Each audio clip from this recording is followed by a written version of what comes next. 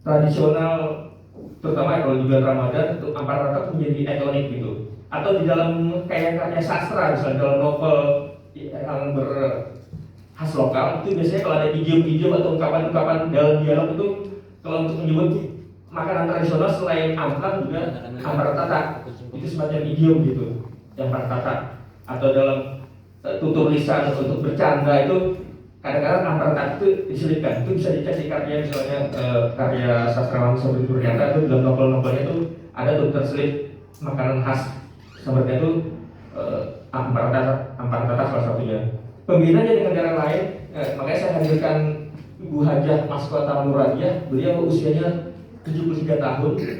Yang satunya ini namanya Mbak Hairunisa, 29 tahun, sebagai putri dari Ibu Maskota. Jadi sebenarnya kenapa dia menjadi ikonik, dulu tahun 70-an itu yang menjajakan ampar tatak di Samberka Kota ini namanya Haji Hatim.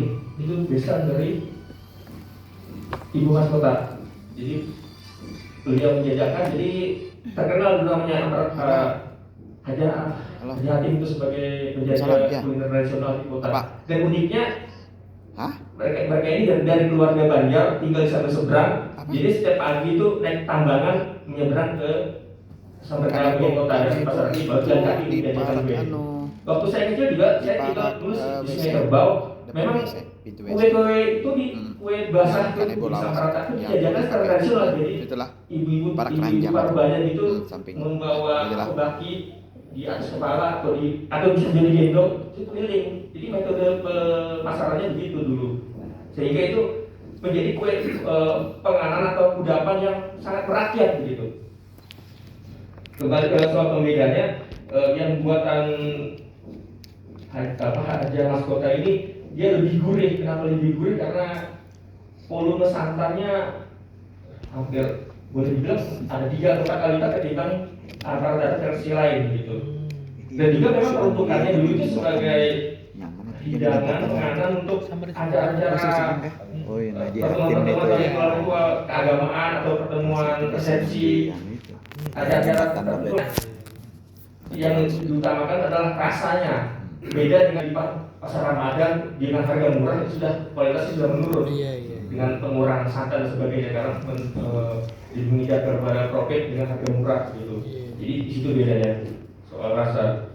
Dan saya juga baru tahu bahwa dalam penulisan ini ternyata sangat dipentingkan unsur pembeda itu. Dan saya baru tahu. Jadi terima kasih atas masukannya sebelum saya masukkan dalam hal itu. Dan itu akan kita revisi nantinya sesuai yang diinginkan oleh Bapak Siswa dari Balai Bapak Siswa namanya.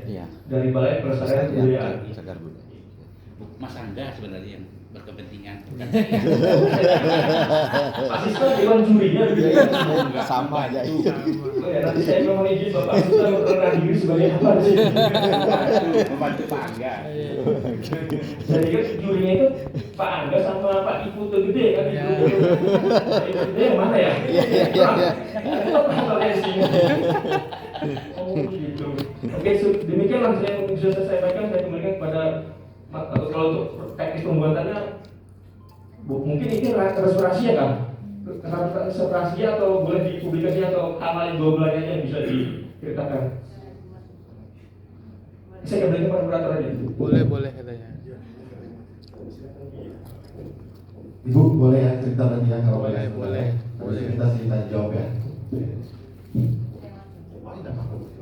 Bismillahirrahmanirrahim. Assalamualaikum warahmatullahi wabarakatuh. Waalaikumsalam warahmatullahi wabarakatuh. Saya Hairunisa, biasa dipanggil Ica, anak ke-9 dari Ibu Maskota. Jadi sebenarnya saya cerita sejarahnya dulu kenapa nama Haji Hatim itu bisa terkenal. Jadi dulu ibu ini kan punya ibu namanya Hajah Zainab ya. Jadi beliau itu bikin kue, tapi bukan beliau yang menjual, tapi Haji Hatim yang menjual. Nah, jadi terkenallah nama Haji Hatim. Dan banyak orang-orang yang mengira Haji Hatim lah yang membuat kue itu, padahal ibunya beliau gitu. Ibunya beliau tidak ada, beliau yang meneruskan gitu ceritanya. Jadi bukan Haji Hatim yang membuat, tapi sebenarnya beliau bisa juga sih membuat kue, tapi ya untuk rasa tidak seenak ibunya beliau lah seperti itu. Iya. Nenek saya gitu ya. Iya nenek saya.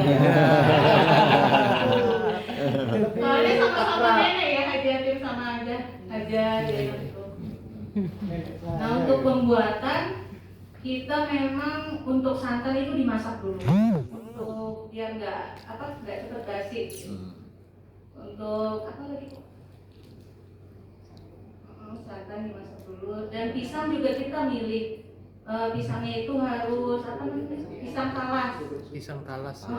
Kalau bukan pisang talas itu pasti air gitu ya. Atau dia bisa biru, warna santan yang di bawah itu bisa biru. Tuh. Terus Pembedanya nih.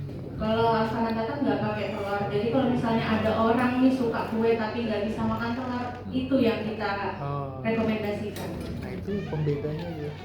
Nah, Apa telur? iya. Pisang talas.